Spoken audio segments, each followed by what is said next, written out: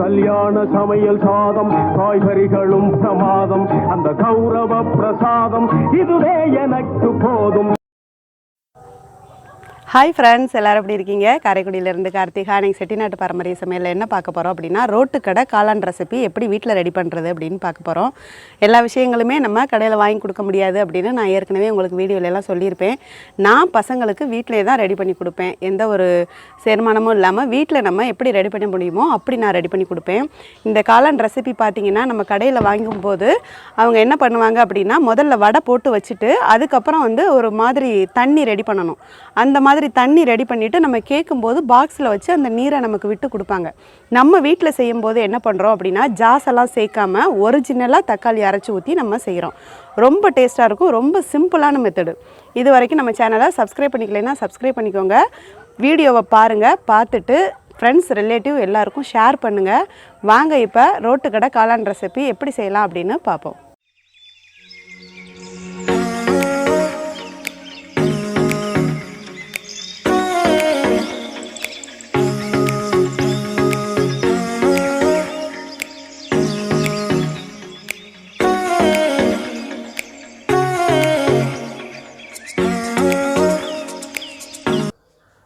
Fast ஃபுட்டில் கிடைக்கும் இல்லையா காளான் ரெசிபி, அதுதான் நம்ம இப்போ வீட்டில் ரெடி பண்ண போகிறோம். இது எங்கள் பசங்களுக்கு ரொம்ப பிடிக்கும், எங்களுக்கும் ரொம்ப பிடிக்கும். இது ரொம்ப சூப்பரான ஒரு டிஷ்ஷு. இப்போ 200 கிராம் அளவுக்கு நான் காளான் எடுத்து சின்ன சைஸாக கட் பண்ணி வச்சுருக்கேன். ரொம்ப பொடியாக நல்லா கட் பண்ணி வச்சுருக்கேன். அதே அளவுக்கு முட்டைக்கோசு 200 கிராம் அளவுக்கு எடுத்திருக்கேன். இது ரெண்டையும் ஒன்றா நம்ம சேர்த்துக்கலாம். இப்போ நான் முட்டைக்கோசும் காளானும் ஒரே சம அளவுக்கு சேர்த்துருக்கேன். எந்த கப்பில் நம்ம முட்டைக்கோசு காளான் அளந்தோமோ அந்த கப்பில் அரை கப் அளவுக்கு மைதா சேர்த்துக்கோங்க.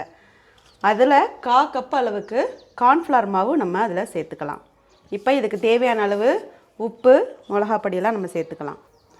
1 ஸ்பூன் அளவுக்கு மிளகாத்தூள் சேர்த்துருக்கேன். 1 ஸ்பூன் அளவுக்கு கரம் மசாலா பொடி சேர்த்துருக்கேன். உப்பு நம்ம மாவு சேர்த்துருக்கோம், முட்டைக்கோஸ் சேர்த்துருக்கோம், காளான் சேர்த்துருக்கோம், எல்லாத்துக்கும் சேர்த்து உப்பு சேர்த்துக்கலாம். இப்போ இதை எல்லாத்தையும் நம்ம முதல்ல பிசைஞ்சு விட்டு பார்ப்போம். ஏன்னா முட்டைக்கோசு காளான்லாம் நம்ம தண்ணியில் நல்லா அலசி எடுத்து வச்சுருக்கோம். தண்ணி ரொம்ப விடக்கூடாது. இப்போ நான் இந்த மாதிரி பிசைஞ்சிருக்கேன். நான் என்ன பண்ணியிருக்கேன் அப்படின்னா, நறுக்கும் போதே இதை எல்லாத்தையும் நல்லா தண்ணியில் போட்டு அலசி நறுக்குனதுனால ரொம்ப நீர் இல்லை. நான் வடிகட்டி தான் எடுத்து வச்சுருந்தேன். நீங்கள் நறுக்கின பிறகு கழுவுறீங்க அப்படின்னாக்கா கண்டிப்பாக தண்ணி விடக்கூடாது. இப்போ இது புட்டு மாதிரி தான் இருக்குது. லேசாக நம்ம இதில் தண்ணி தொளித்து வடை மாவு மாதிரி பிசைஞ்சுக்குவோம். பாருங்கள், நான் இது மாதிரி நல்லா பிசைஞ்சிட்டேன். இது என்ன மெத்தடில் இருக்குது அப்படின்னாக்க, நம்ம பக்கோடா போடுறதுக்கு பிசைஞ்சு வச்சுருந்தோம் இல்லையா, அது மாதிரி இப்போ இருக்குது. இதை நம்ம இப்போ எண்ணெயில் போட்டு பொரித்து எடுத்துடலாம். எண்ணெய் நல்லா காய வச்சுட்டேன். ஓரளவுக்கு காஞ்சிருச்சு. எப்போவுமே நம்ம இந்த முட்டைக்கோசும் காளானும் என்ன பண்ணணும்னா, பிசைஞ்சு வச்சுட்டு எண்ணெய் காயிற டைம் தான் நம்மக்கிட்ட இருக்கணும். அதுக்கு மேலே வச்சிங்கன்னா அது நீராக போயிடும். இந்த பாருங்கள், சின்ன சின்ன வடை மாதிரி நான் இப்படி எடுத்து போடுறேன். குட்டி குட்டியாக பீஸ் மாதிரி இப்படி வடையாட்டம் எடுத்து போடுங்க. அது போல் எடுத்து போட்டால் போதும். அப்புறம் நம்ம உடச்சி விட்டு சேர்த்துக்கலாம்.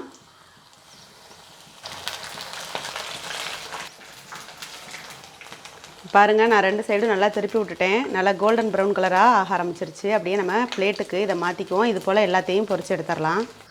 அப்படியே நான் இதை பிளேட்டுக்கு மாற்றிக்கிறேன். பாருங்கள், எண்ணெயெல்லாம் குடிக்காது. ரொம்ப சிம்பிள் மெத்தடு தான். இப்போ நான் எல்லா மசாலாவையும் இது மாதிரி பொரித்து எடுத்துட்டேன். பாருங்கள், ரொம்ப க்ரஸ்பியாக ரொம்ப சூப்பராக இருக்குது. பாருங்கள், நல்லா க்ரஸ்பியாக இருக்குது. இப்போ இதை நம்ம எப்படி மசாலாவில் போட்டு தாளிக்கிறதுன்னு காமிக்கிறேன். இதுவே ரொம்ப வடை மாதிரி இருக்கும், சாப்பிட்றதுக்கு ரொம்ப டேஸ்ட்டாக இருக்கும். இப்போ நம்ம இதை தாளிக்கிறத பார்க்கலாம். இப்போ பார்த்தீங்கன்னா, நான் இன்னொரு பாத்திரத்தில் ஒரு 4 ஸ்பூன் அளவுக்கு எண்ணெய் காய வச்சுருக்கேன். இப்போ அதில் பார்த்தீங்கன்னா 2 பெரிய வெங்காயம் பொடியாக கட் பண்ணி வச்சுருக்கேன். அதை சேர்த்துக்கலாம். சேர்த்துட்டு நல்லா வதக்கி விட்ருங்க. நான் இப்போ ஜாஸெல்லாம் எதுவுமே சேர்க்கலைங்க. நம்ம வீட்டில் எப்படி ரெடி பண்ணுவோமோ அது போல் தான் நான் ரெடி பண்ணுறேன்.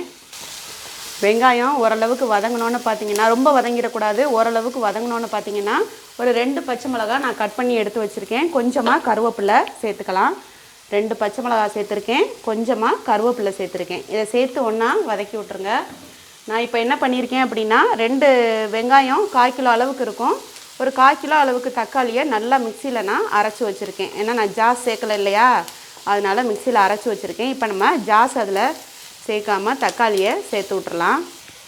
பாருங்கள், இது போல் நான் 1/4 கிலோ அளவுக்கு தக்காளி அரைச்சி எடுத்து வச்சுருக்கேன். அதை அதில் சேர்த்து விட்டு அதாவது அந்த தக்காளியில் உள்ள தண்ணி சத்து சுத்தமாக இல்லாமல் ட்ரை ஆகிற அளவுக்கு நம்ம வதக்கணும் மசாலாலாம் போட்டுட்டு.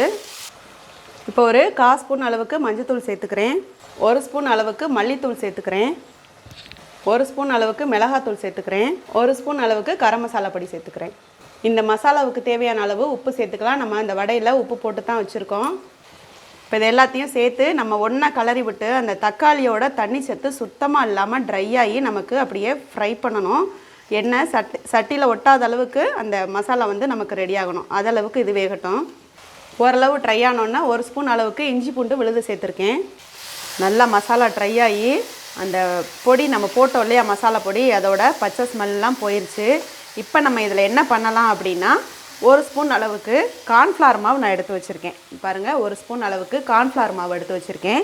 இதை நல்லா தண்ணி விட்டு நம்ம கரைச்சிட்டு அதில் ஊற்றிக்கலாம். ஒரு சிலர் என்ன பண்ணுவாங்க அப்படின்னா வெங்காயம் தக்காளி சேர்க்காம நல்லாவே பார்த்திங்கன்னா அந்த கார்ன்ஃப்ளவர் மாவுலையே மசாலா பொடியெல்லாம் சேர்த்துட்டு கொதிக்க வச்சுட்டு நம்ம எப்போ சாப்பிட்றோமோ அப்போதைக்கு அந்த வடையில் ஊற்றி நமக்கு கொடுப்பாங்க. அதே அளவு தான் ரோட்டு கடை ஸ்டைல்லையும் நமக்கு கொடுப்பாங்க. நம்ம வீட்டில் செய்யும்போது தான் நம்ம இந்த மாதிரி ரெடி பண்ணுறோம். இப்போ இந்த கார்ன்ஃப்ளவர் மாவை இதில் நம்ம சேர்த்துக்கலாம். கார்ன்ஃப்ளவர் மாவு எதுக்கு நம்ம போடுறோம் அப்படின்னா கெட்டி கொடுக்கறதுக்காக தான் நம்ம போடுறோம்.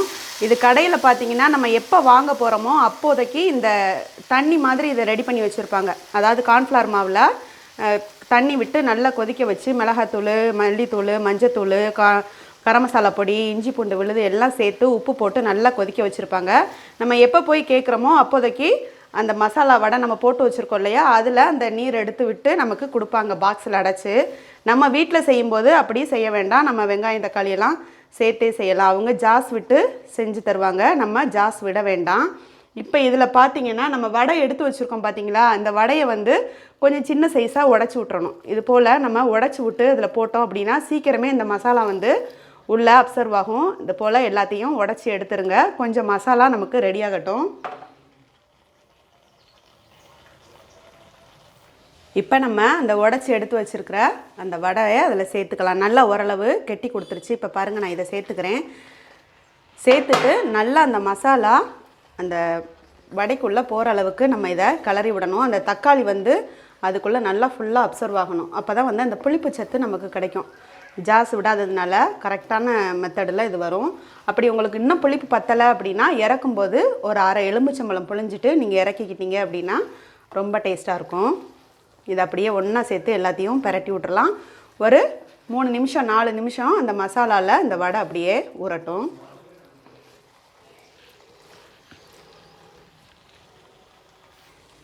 பாருங்கள், நமக்கு ரோட்டு கடை காளான் ரெசிபி ரெடி ஆயிடுச்சு. இப்போ இதை அப்படியே நம்ம சாப்பிட பரிமாறிக்கிறலாம். ரோட்டு கடை காளான் ரெசிபி ரொம்ப சூப்பராக ரெடி ஆயிடுச்சுங்க. ரொம்ப டேஸ்ட்டாக இருக்குது. குழந்தைங்களுக்கு ரொம்ப பிடிக்கும். கெஸ்ட்டு வந்துட்டாங்க அப்படின்னா இதை ஸ்பெஷலாக நம்ம செஞ்சு கொடுத்தோம் அப்படின்னா ரொம்ப ஒரு சூப்பரான சைட் டிஷ்ஷாக இருக்கும். இது போல் நீங்கள் ட்ரை பண்ணிவிட்டு எனக்கு கமெண்டில் நீங்கள் செஞ்ச ரோட்டு கடை காளான் ரெசிபி எப்படி இருந்துச்சு அப்படின்னு கமெண்டில் கமெண்ட் பண்ணுங்கள். லைக் பண்ணுங்கள், ஷேர் பண்ணுங்கள். தேங்க்யூ.